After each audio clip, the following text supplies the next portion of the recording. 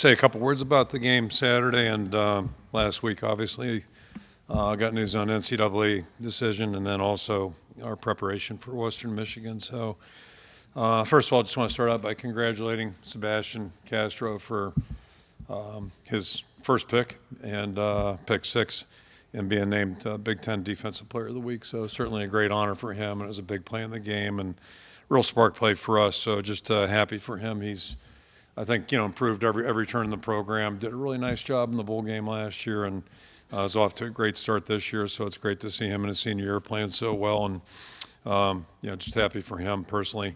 Certainly good to get the victory. It was hard fought like we expected, and to bring the trophy back here and have it in our facility for a year is a great thing. So really pleased about that. And then also beyond that, I think our team made some strides, really saw some improvement in a lot of different areas. And then always, to go into a tough environment, which we'll have more of those to deal with during the year, and come out of the victory. Just really happy. It was hard fought, and we certainly expected that. So pleased with that. Now we move on. Before I get to Western, unfortunately, we received some disappointing news, very disappointing news regarding Noah's appeal to the NCAA, and it was denied. So that thing puts it to rest, and I'm not quite sure what went into the decision. But what I can tell you is that Noah's just a tremendous young man, has been, came back for his 6th year, and just a highly respected leader in our locker room and certainly with our coaching staff. So I feel very, very unfortunate, and our goal is to keep him with the program, keep him close, have him remain as a part of the team. Obviously, he can't play, but he's run a heck of a race, and we're just really disappointed with this whole thing. He's been honest throughout this whole process, very transparent, and I think about as honest you could be. And one thing I do want to emphasize, he did not break any laws at all. My wife made that point a couple of weeks ago, just an emphasis, and he is guilty of an NCAA violation. He was very upfront about that, and so that is that. But basically, I don't agree with or understand, quite frankly, the decision, especially when it comes to the severity of the punishment. And to me, that's really disappointing, especially considering our current environment right now, which, believe me, the last couple of months I'm a lot more in tune to than I had been, certainly. And probably the most disappointing thing, I think the panel that heard the appeal had an opportunity to really do something, make a decision that to me would reflect reason and also reflect the changing environment, and they failed to do so. So that is what it is. We'll move on, and just disappointed on that front, certainly. So as we move on to Western Michigan this week, our captains, same guys. We've got Joe Evans, certainly, and Jay Higgins on defense. Got Luke Lachey and Cade McNamara on offense. Playing Western, they're a 1-1 football team. They've had a good program for quite some time up at Western, made a coaching change this past off season. So got a new head coach and who's got an offensive background.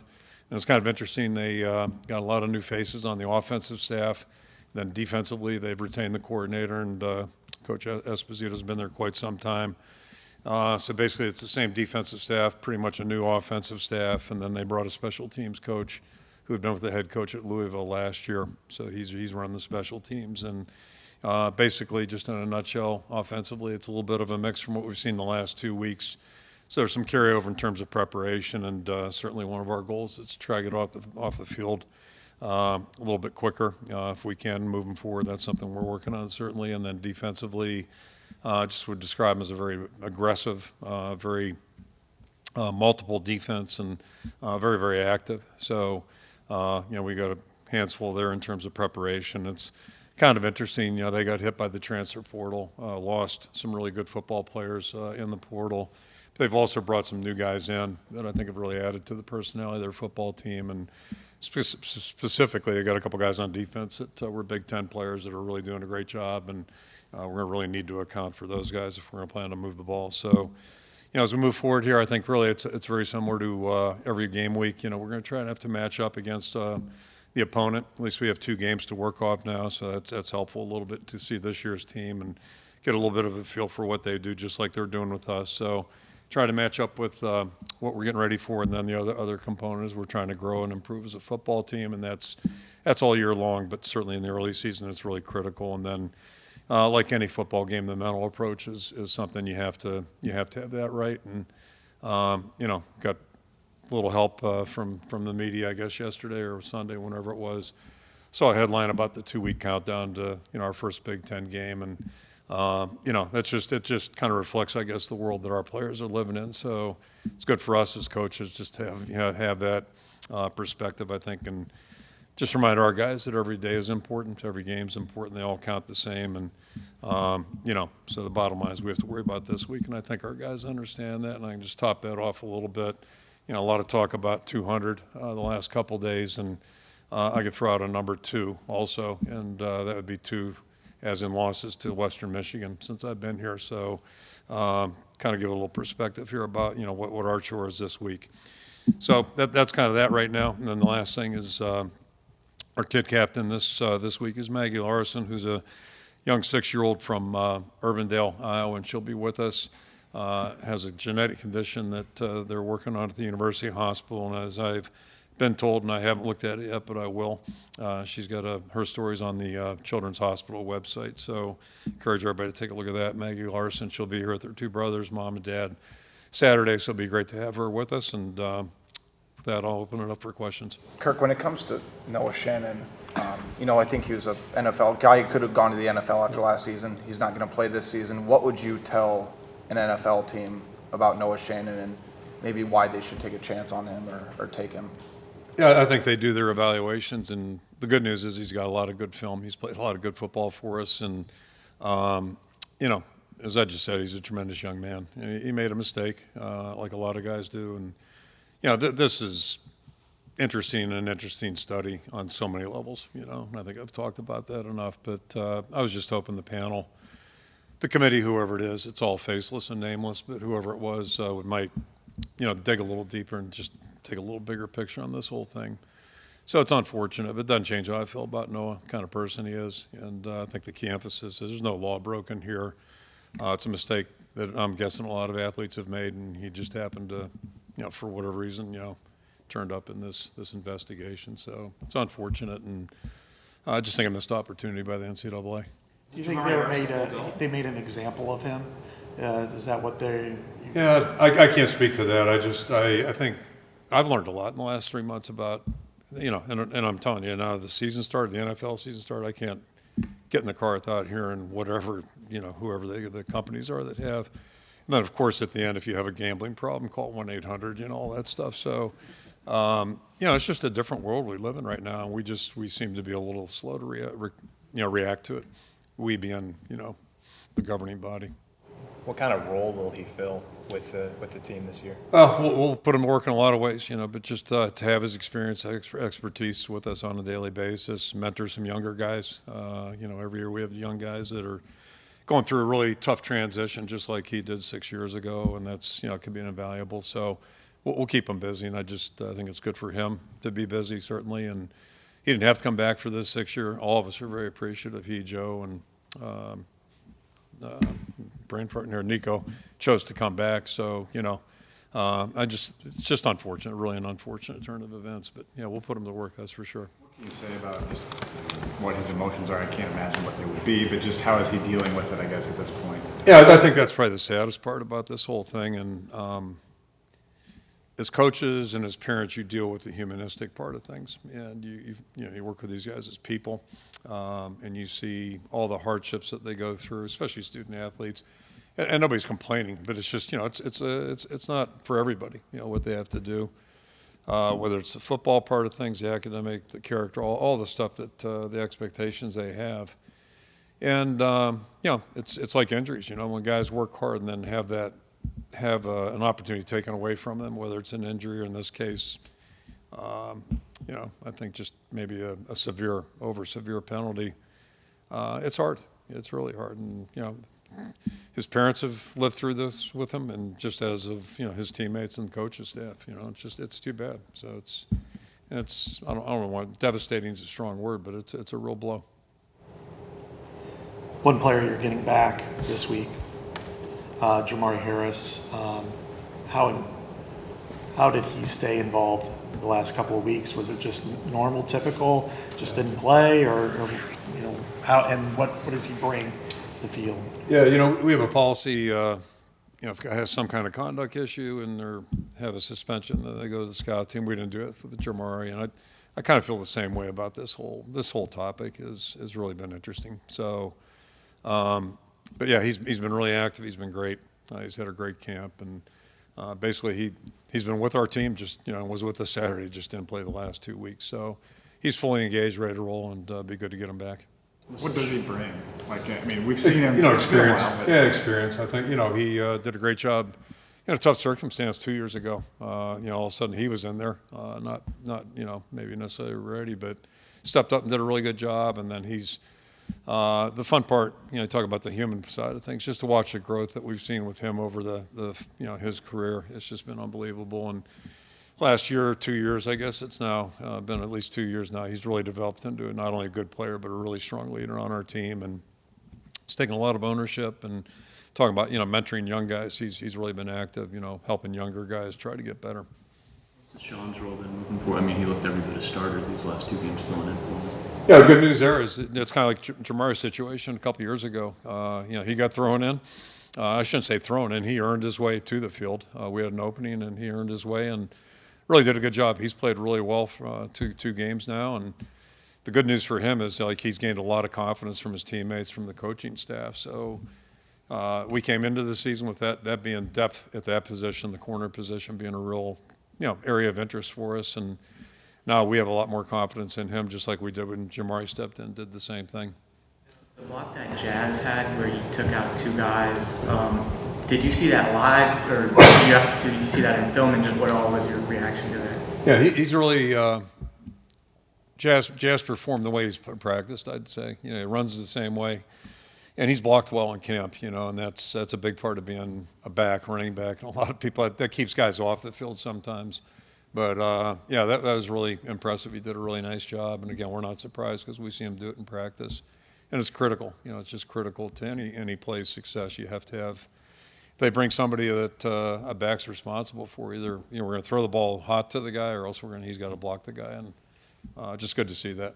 What all kind of was his attitude like? Maybe especially earlier last year before he got into the bowl game. Just what were there indications you saw of him being able to kind of do? Yeah, we get to watch guys improve during the course of a year and during practice, and he's done that. And but he's been pretty steady, really. And like I said, that was the first live action where you really saw him hit. It was down in the bowl game.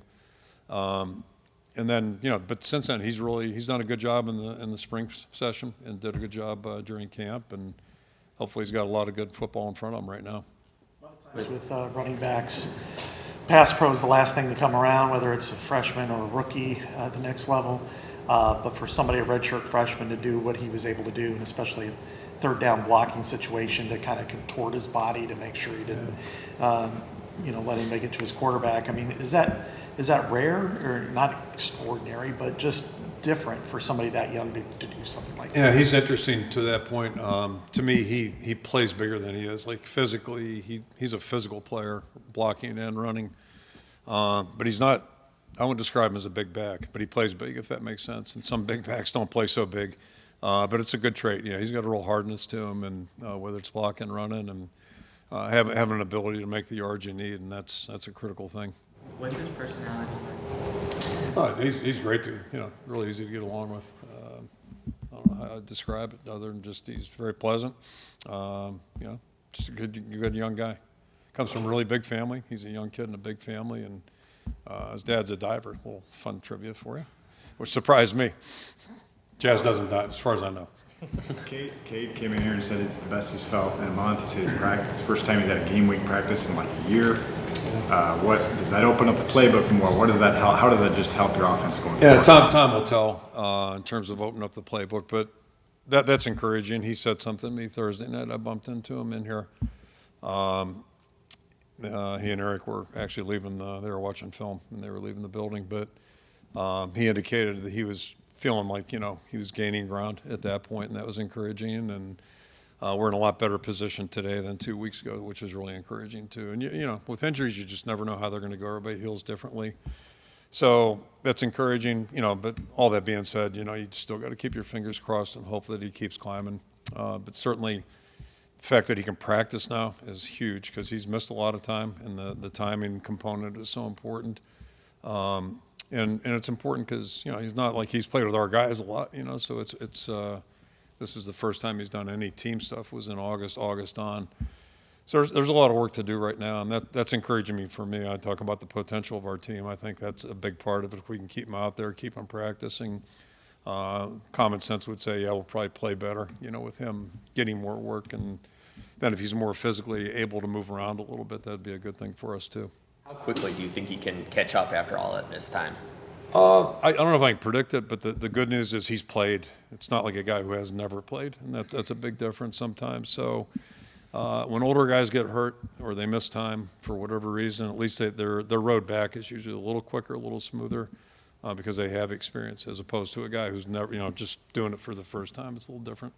Kirk, with the offense, do you feel like it took another step against Iowa State? I do. Yeah, I do. I feel saw a lot of things that were more encouraging, and we're still not there yet, but we're a more mature group certainly than we've been the last 2 years overall, and so it's just you got to keep going. And last week was a unique challenge, the kind of defense they play.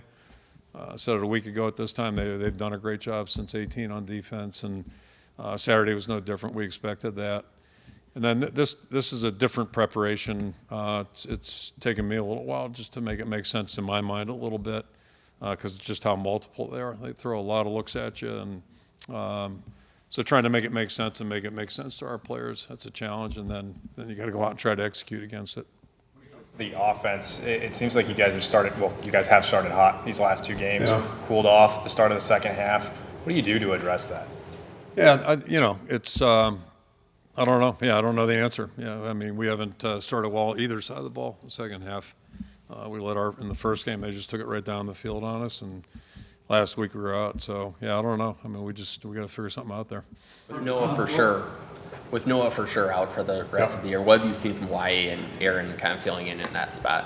Yeah, I guess the good news is YA missed spring, but he's looked good in August, and he's playing his best football right now, which is what you'd expect. He's been here a while, so he's continuing to do a good job. And then I thought Pitt was one of our most improved guys last spring. He's been a good guy all the way, but last spring is when he finally looked like he's gaining a little bit of traction as a player, and that continued throughout August. So again, it's just that building that base and learning how to play a little bit. And so I think we're in a decent situation with 4 guys there, but you want to rotate, so hopefully everybody will just keep working and keep improving. Coach, Nick DeYoung said today, your teams typically tend to get better towards the back half of the season offensively. How important is this opportunity to kind of get things going this week, just building off of what we saw the last 2 weeks? Yeah, every week's important for us and for the whole team, really. And I think it's a fair statement by Nick. It's just our whole team, our best teams have gotten better progressively during the season. Our not so best teams haven't maybe done as good a job of that. So that's really the challenge. As I said earlier, it's a twofold thing because you're trying to match up for what you think your opponent's going to do and how they might approach you, and then the other part is just what can you do yourself to make yourself better. And a lot of that's experience, but experience isn't any good unless you put it to use, and that's the key. It's a mental process there. How important was it for you guys to hit the 100-yard mark against a really good defense? I mean, in the last year plus, you've played 8 defenses ranked in the top 14 in the country, and so even your trajectories kind of are masked by the opponent. But to get to that mark and look successful, and you see Connor smiling, after the game, is that an important part for this offense, just to have success and feel good about itself? Yeah, it is. And you bring up Connor. It's a good point. And we talked about it after the game. The trap block he had on the Connor play, and it's just part of the process, the maturity. He's a much better player today than he was 2 years ago. But he was playing 2 years ago, probably before he was ready, and as part of our circumstance. But I think that's what we're seeing with the whole group, really, overall. At least the guys that have been here. I think they're more mature now, and they're practicing better and seeing some success out there on the field. And I think if we just keep our foot on the gas, hopefully we'll see it in a bigger scale. DeYoung has really been the one from that 2019 offensive line recruiting class who's really shined. What is it that he was able to do to go from walk-on to be as reliable as he's been this year? Run the race. I told him, I think it was 3 years ago now, coming off the field one day on the far end of the indoor, just that I thought I saw something in him, and I'm not sure he saw it. But again, it's just, you can't, it's a process guys have to go through, and not everybody, it doesn't always come to reality for everybody. But at some point, I think he figured out, maybe he can do this and do it successfully, and with his skill set. But there was something about him that just kind of stood out early. It was just a matter of him working through it and finding his path there. He's dealt with a lot of injuries too, like a lot of guys. And but last spring was the first time he ran the whole race, 15 days, every practice, and really you could see the confidence growing. He was more consistent with his techniques, and you could just see it growing.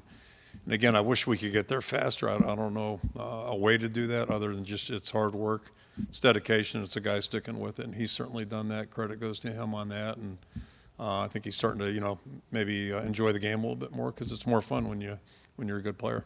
You mentioned Bo Stevens might be back this week. Will he be back this week in the rotation? Yeah, not in the rotation. Well, he might be in the rotation right now. We'll see. He's just kind of getting back. He missed significant time, but he is on the field the last 2 days.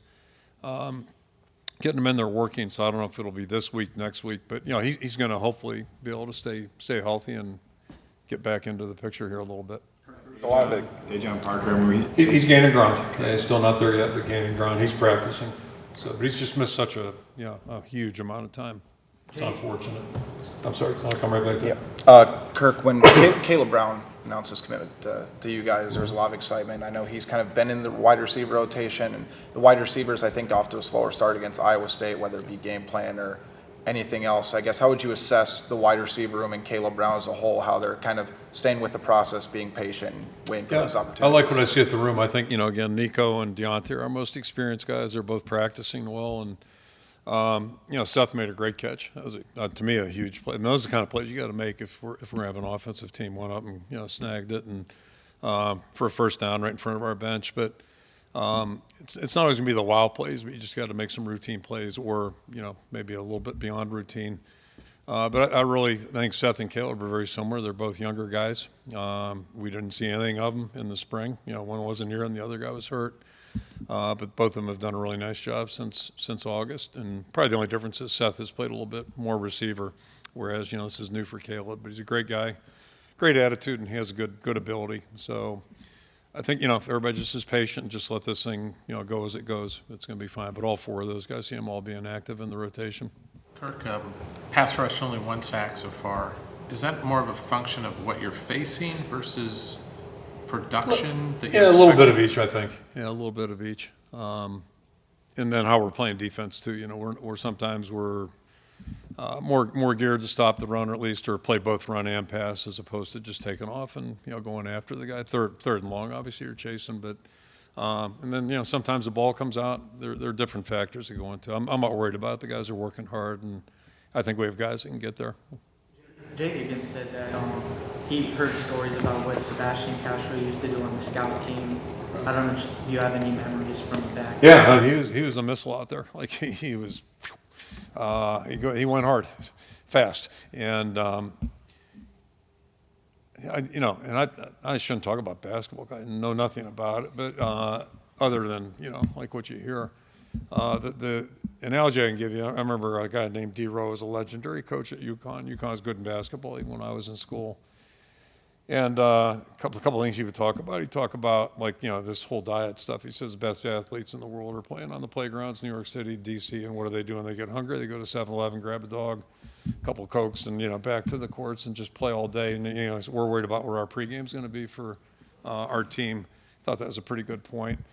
But then sometimes I guess guys can play freelance, but maybe when they get into a system, it's a little bit different. And I think that's a challenge defensively. So Sebastian was just, when he's going off a card, you can just go and there's no repercussions for making a mistake. Then you have to get into a system where you've got got reactions and different responsibilities. Bob went through the same thing. Like Bob was an awesome special teams guy and had to learn how to play within the defense, but obviously he did a really good job. And So it happens for different guys at different stages. But yeah, Sebastian's really gotten it figured out, and I thought he did a really nice job last year for us, and just really excited to watch him play all season long. He's an aggressive guy. He's totally committed and 100% on board, and just boy, he's an aggressive, tough guy. I think you said post game. Have you seen him just work through those growing pains? Yeah, it's part of the process. And again, sometimes some guys make the transition really quickly, and then other guys it takes a little bit longer. But the credit goes for a guy sticking it out and just keep banging away. And that's a fun part about Saturday. You think about all the time he was on the scout team, or the times he was playing special teams and not really out there defensively for us. And now for him to, that's, I don't want to call it a bonus or a reward, but that's a nice, it's a nice play, a nice. I never scored a touchdown. I know that. So, pretty cool for a defensive guy to score a touchdown. One thing you said post game about Sebastian is that you thought he wouldn't have made that play last year. Is that just a byproduct of him finding his spot in the defense? Well, yeah, it's finding a spot, but also the reaction time. And just like he just went. He just, that ball came out and boom, he was on it. So that's experience. It's experience. Again, you can't hand that to a player. It just, some guys are a little bit more, but that's the result of his hard work over several years, not just one couple weeks. I'm sure when Zach Jackson came here, he thought he was going to be playing downhill football. In the last 2 weeks, he's been playing more like a safety, just based on the way the offenses have run. What's been your assessment of him thus far? Just 2 games in, but not really since he came to campus. He's kind of like our team. I mean, yes and no. He's different in that, he's a veteran player and he's played a lot of football, a lot of really good football. Totally different scheme that he was in. So this has been a transition for him. He'd probably be the first to tell you. And then a lot of language things that he has to learn. It's like switching any team.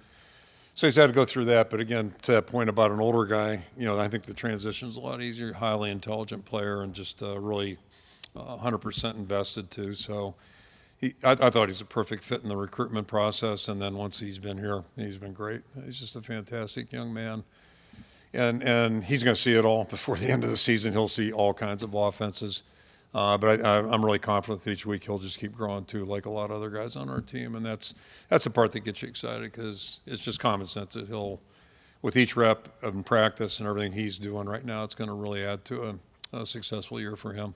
Is he the type of player where you recruit him in the transfer portal and he's older, he knows what he wants. You don't have to go with the bling and how great things are. You don't have to shine him up. You just basically, here's the game. And does it make it almost easier? Yeah, I don't mean this in a negative way, but the difference between talking to a guy who's in 10th grade currently and then a guy who's graduating with a commerce degree from Virginia, just it's such a different discussion. And the thing we enjoyed about our recruitment of him, he specifically knew what he was looking for, and he had a couple schools targeted.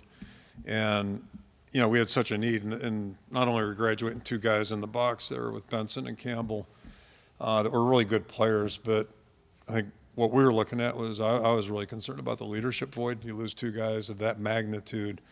All of us felt great about Jay Higgins because we've been watching him for a couple of years now and watched his growth. So we felt really good about that. But to have a chance to bring another guy in who's a captain and who's really mature and understands what it takes to be successful. So all of a sudden you lose 2 guys like we just lost, and then now you got Jay coming up, homegrown, and then you got a guy who's he could have been here the last 2 years. I mean, it's just he's that kind of guy. So I mean, it was so seamless, and so not only are you getting a guy who's got production as a football player, but you got that leadership too, and that's I think what our biggest, look at last year is you lose those 2 guys, you lose Moss and Merriweather in the back end. There's 4 guys that have a lot of leadership in the bank, and so I think it was a big part of it, just trying to address that part, not only getting good players, but guys who maybe could help fill that void a little bit. Last question. So I talked to Logan Jones, and he said he was in this room when he told him he would be playing center in 2022. So what do you remember from that day and his transition in general? Yeah, I couldn't have told you that. That's good. So anyway, I don't remember where it was, but in retrospect, I wish I'd done it earlier. I wish I'd had that thought probably in December, like we did with Tower, just to give him, another couple of weeks of practice at it. But he was receptive about it, and he's first class in every way, and that just he's done amazingly well, transitioned to a new spot, and you'd never know right now, just the shortness of duration, how long he's been doing it, because he makes it look pretty easy. But he's still got, a lot of room for improvement, and that'll come with that maturity. Every rep's going to help him because he takes it the right way and he works extremely hard and just, he's so invested and conscientious. So I'm just thrilled he's on our football team too. And he's a strong leader too, a very strong leader, and not overly vocal, but just through who he is and how he does things is really powerful. So again, if you're going to have a good football team, you have to have guys like that, just kind of in the center of things, linebacker, up the middle, center, quarterback, and then safeties, obviously. So that's a big part of, being a successful team, and we're really thrilled he's playing there, doing a great job. Okay. Thank you. See you Saturday. Thanks, Coach. Hey, Weitzel.